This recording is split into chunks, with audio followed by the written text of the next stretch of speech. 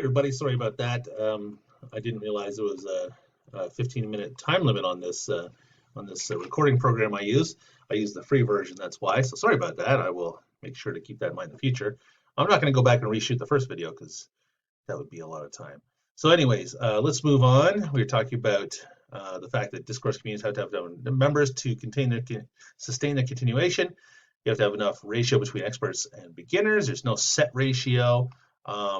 But when there's no longer enough experts to inform novices and keep that group going, the community will fall apart and cease to exist, right? Something needs to continue that movement, that training of new members. And what the ratio is depends on the specific community. So for example, at Chafee, we're always hiring new faculty members, and the more experienced faculty members, the experts, help teach the new members, the novices, the ways that this discourse community operates. And of course, it's always changing, right? That's part of the thing about a discourse community is it's not set in stone. We're not being brought into some kind of priesthood that stays the same forever. It's changing, and new members help change it along the way. Pardon me. So those are the 6 rules. I just want to say something too. A discourse community is different than a speech community, which we looked at earlier. Right? Speech community is a socio-linguistic community. A discourse community is also different from what we call an imagined community. An imagined community is a larger kind of construct that we talk about, and we can define this as a socially constructed community imagined by the people who perceive themselves as part of that group. So you notice my graphic here, I have the American flag. So nations are the big one that was, people use this term to talk about a lot, right? I'm not American yet, I'm kind of American, but still Canadian. Some of us are American, right? We're part of this imagined community. It is a real community, of course. It matters. There are symbols and things that we all value, all that kind of stuff. But it's also an imagined community because it's too large to be like a community where everybody communicates, right? Like a discourse community. And there's no clear shared goals, right? We all have different takes on what America is and what it should do and our goals and such. So it's this imagined community. It's not a real community in that sense that we've been talking about with the discourse community, where there's actual communication and text that we agree upon. Instead, it's this kind of imagined community. It still has power, still has very potent power, right? Patriotism and nationalism are very important values that people have, but it's a different kind of community. Okay, so just a note on that. So now it's your turn. On the front of that handout you have, right, you should have downloaded that handout. I want you to choose a community you belong to, right? It could be work, church, school, anything. And try using Swale's 6 rules to determine whether this is a discourse community. Okay, so this is just practice for fun. Try it out. It's a good way to think through these rules. In a minute, after you do this, we're going to turn our focus on another community you probably don't belong to. Okay, so take a minute, do that, pause the video, and then come back. Okay, I see we've done that task, so let's move on. What we're moving into now is what we're working on for the discussion forum, this week's discussion forum. So we're going to look at preppers, doomsday preppers, as a discourse community. Right, it's kind of a case study in line with our apocalyptic rhetoric focus of the course. So start by reading that article I've linked. Preppers are getting ready for the Barack apocalypse.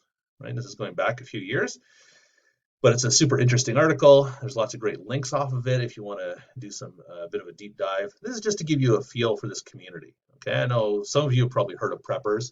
Some of you might be watchers of the show Doomsday Preppers. Right, in fact, there's a video to watch too, which I've linked. So please do read the article. Take a moment. It's not super long, not super complex. One thing to think about too as you're reading through, think about the attitude of the writer, his attitude towards this community. Does he like this community? Is he making fun of it? What's happening there? That's something interesting to think about the writer's position. So read the article and then watch that video. It's like 3 minutes long, linked in the module. Take a few minutes, do that. After you're done that, you can go ahead and open up the discussion forum. What you're going to find are the instructions for the discussion forum. The first couple steps are going through these slides we just went through, reading that essay, watching that video. After that, you're going to choose one of these websites. Right? So there's, how many did I put here? 3, 6, 10 websites. And these are just basically random websites I picked up, ones that looked interesting. There's tons of websites to choose from. I just give you a selection here of things that would be appropriate. right?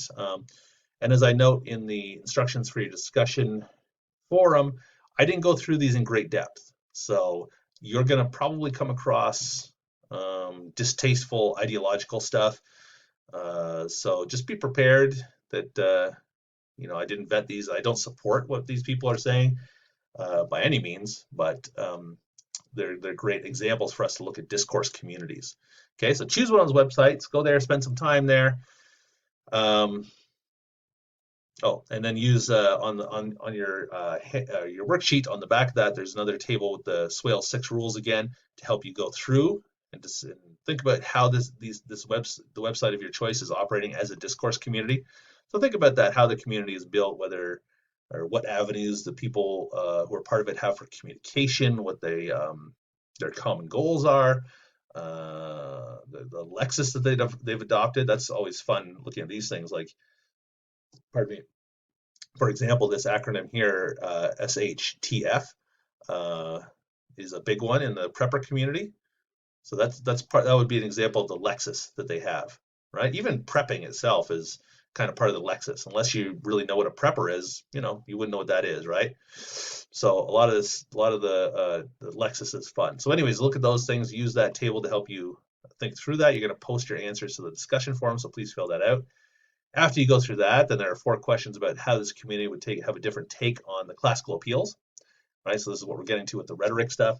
So, would this group value the same kind of credentials, ethos? Would a hardcore prepper respect and value the opinion of, say, an expert educated at a liberal university, right? That's maybe something to think about. How would this group react to specific facts and statistics, right? If would it depend where it came from, that kind of thing. What would have emotional resonance with this group? Who would they feel sorry for? That kind of thing. What would this group take as timely or urgent? Kairos, right? A lot of these groups are all about the end of the world. So what do they value as having urgency? And if you think there would be little difference or no difference in the way that they see these things, that's fine. For this discussion forum, you just need to explain your position, right? Think about that and come up with some reasons.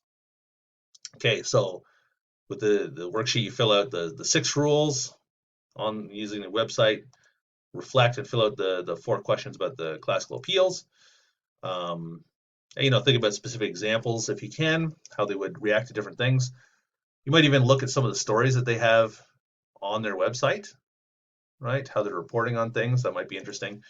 And then for the discussion forum, so cut and paste your 6 points about the website being part of a discourse community. Then write a paragraph using that material you generated in response to the 4 questions about the classical appeals. So you should have, when you post this week discussion forum, you should have 6 points, then a paragraph. Okay, so basically like 2 paragraphs, I guess, but 6 points and a paragraph. And remember to engage with at least 2 of your peers.